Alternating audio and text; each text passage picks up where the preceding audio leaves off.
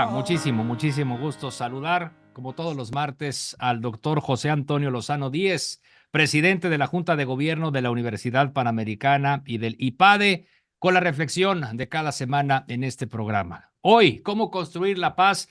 Querido José Antonio, qué gusto saludarte. Primeramente, pues feliz día de tu santo. Hoy es el día de San José. ¿Cómo estás? Muy bien, Gregorio, muchas gracias. Con mucho gusto de verte. Gracias por la felicitación. Un grande ahí, mi patrono. Gracias, Gregorio. Con mucho gusto y con mucho cariño. Pues saber cómo conquistar la paz, José Antonio, te escuchamos. Gregorio, estamos viviendo una época de amenaza a la paz en todos lados. Hace algunos días, la Conferencia del Episcopado Mexicano pasó un documento a todos los candidatos a la presidencia de este país, las elecciones del próximo 2 de junio, en el que se pedía un compromiso por la paz. El tema de la paz no es un tema exclusivo de México. Parecería que el mundo, la amenaza a ella está siendo muy grande. Basta que veamos lo que está ocurriendo en Medio Oriente, en la Franja de Gaza, lo que ha ocurrido en Ucrania, en distintos países de la propia Unión Europea, en África, en Asia, hay amenazas para la paz.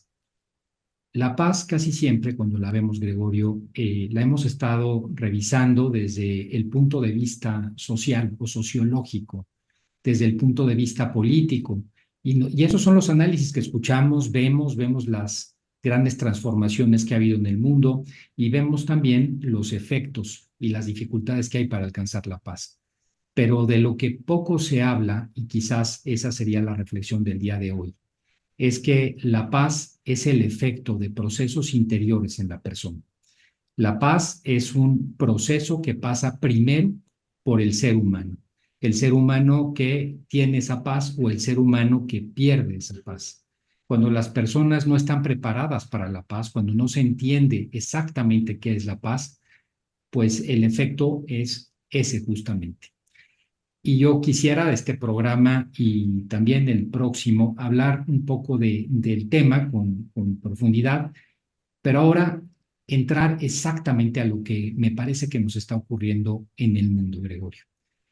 Hace algunos años hubo un año muy importante del siglo pasado en la historia geopolítica, que fue el año de 1989. En 1989 caía la cortina de hierro en Europa del Este, caía el muro de Berlín. Y frente a ello, aquel mundo bipolar, aquel mundo de amenaza global que amenazaba la paz, se terminaba. Estados Unidos quedaba como una potencia hegemónica. Aquellos años, el año de 1990, el mundo, el año siguiente del 89, se veía con un enorme optimismo.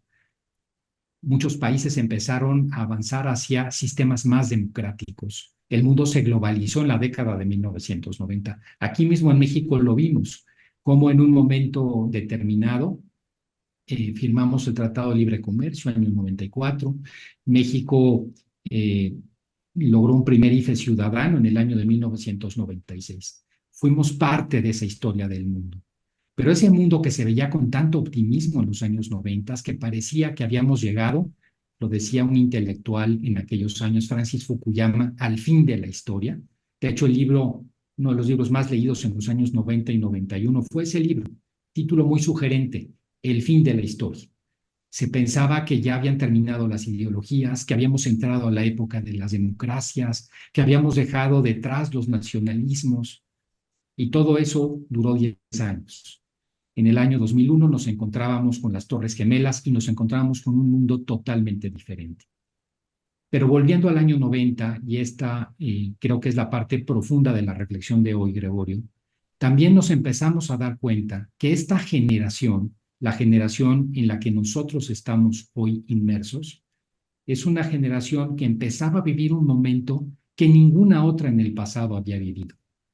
Uno podría decir, oye, pues cualquier momento de la historia es distinto del que sigue. Es cierto, pero también es cierto que hay analogías. Ha habido momentos de la historia en que ha habido mayor civilización, hemos crecido económicamente, hemos pasado momentos positivos y momentos de decadencia. Pero el momento que empezamos a vivir en la década de los años 90, a ninguna generación le había tocado.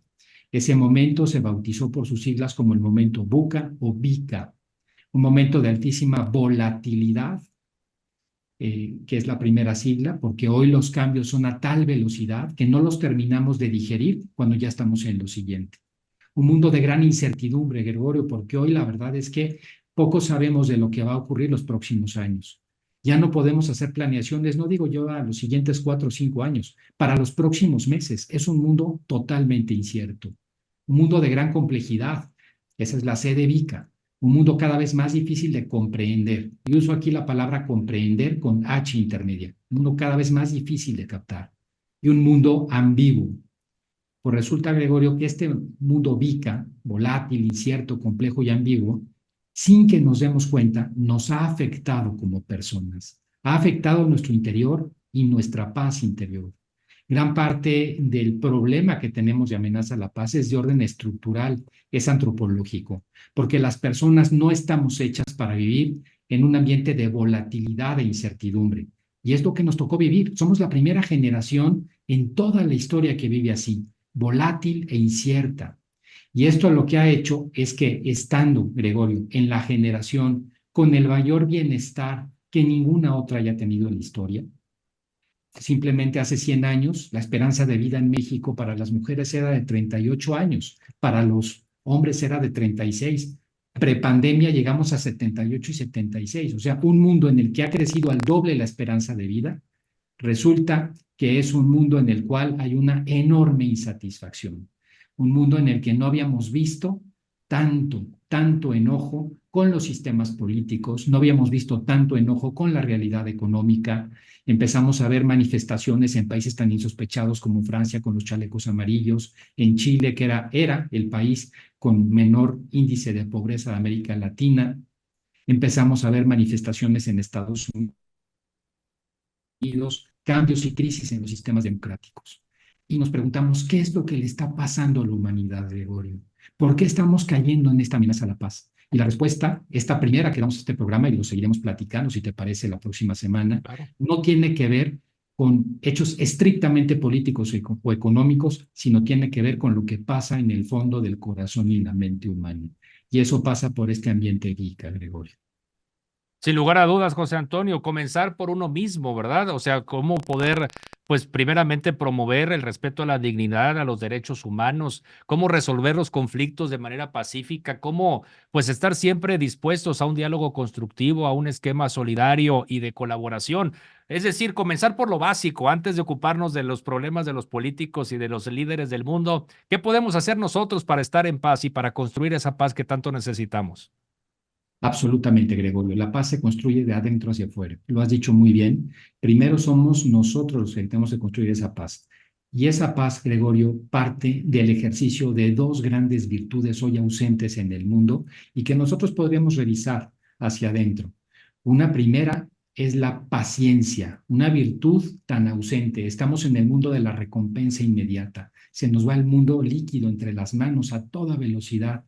Necesitamos esa virtud, vivir la paciencia. De eso da para todo un programa, pero es un primer paso. Y otro es luchar por recuperar la esperanza, Gregorio, esta gran virtud, la esperanza que se ha perdido. Esto que nos hace vivir con tanta falta de paz. Esa esperanza que muchas veces vemos fuera, que vemos el mundo con un sentido, ahora le llaman futurofóbico, con un miedo al futuro. Yo solamente diría, para cerrar esta reflexión, un consejo muy práctico para el auditorio: recordar un viejo dicho que, como sabio de viejo es, como los refranes de nuestras abuelitas, el momento más oscuro de la noche es justo antes del amanecer. Como tantas veces no nos damos cuenta de los procesos de la vida y vivimos todo en este momento como de falta de paz interior, de angustia por lo que pasa a nuestro alrededor, y no nos encargamos de ver que en nuestras manos está poderlo corregir, por lo menos hacia nosotros mismos, Gregorio, y con eso ya ponemos una piedrita, un granito de arena en el mundo. Por supuesto que sí, pues como siempre nos dejas con esta profunda reflexión, nos dejas pensando, querido José Antonio, y pues aquí nos vemos la próxima semana. Será un gusto, Gregorio. Gracias y de verdad siempre un placer verte. Muchas gracias. Igualmente, gracias al doctor José Antonio Lozano Díez, presidente de la Junta de Gobierno de la Universidad Panamericana y del IPADE. ¿Cómo conquistar la paz? Lo que podemos hacer, comenzando por nosotros.